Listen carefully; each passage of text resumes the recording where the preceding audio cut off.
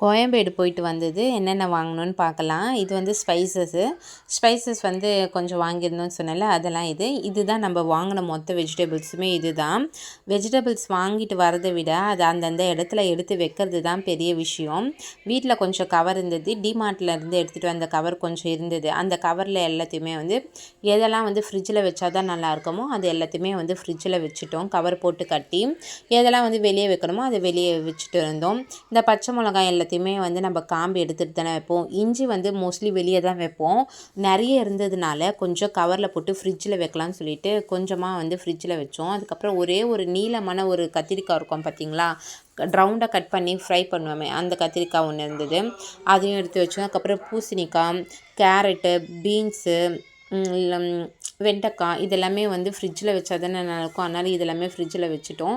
பச்சை மிளகாய் இந்த மாதிரி காம்பு எல்லாமே கிள்ளிட்டு ஒரு கவரில் நல்லா டைட்டாக இது பண்ணிவிட்டு ஒரு ஐஸ்கிரீம் பாக்ஸில் நான் போட்டு வச்சுருக்கேன். டைட்டாக மூடிட்டு ஃப்ரிட்ஜில் வச்சிங்கன்னா 10 நாள் ஆனாலுமே நம்மளுக்கு வந்து அது கெட்டு போகாது, அப்படியே ஃப்ரெஷ்ஷாகவே இருக்கும். காம்பு கிள்ளிடுங்க, காம்போட வச்சிங்கன்னா அழுகிடும் தண்ணி விட்டு.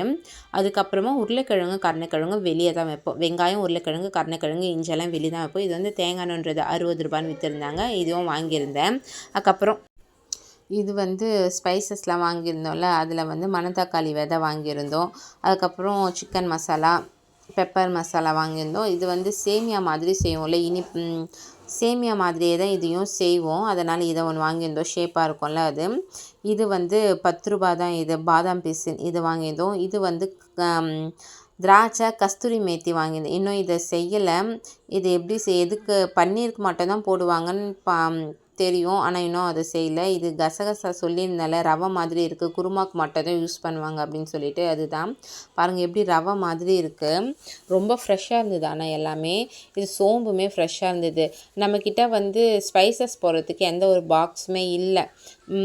பட்டர் பீன்ஸ் இதுவுமே வந்து நைட்டு டபுள் பீன்ஸ் நைட் ஊற வச்சுட்டு காலையில் வெஜிடபிள் பிரியாணிலாம் செஞ்சால் ரொம்ப சூப்பராக இருக்கும். இது ரெண்டுமே 10 ரூபா தான், மராட்டி முக்கும் இந்த பட்டையும். அதுக்கப்புறம் பார்த்திங்கன்னா ஸ்பைசஸ்லாம் கொட்டுறதுக்கு நம்மக்கிட்ட தனியாக எதுவுமே இல்லை, ஒரு டப்பாவில் தான் வச்சுருக்கேன். அது மீஷோவில் ஆர்டர் போட்டிருக்கேன், வந்த உடனே அது ஒரு வீடியோ போடுறேன்.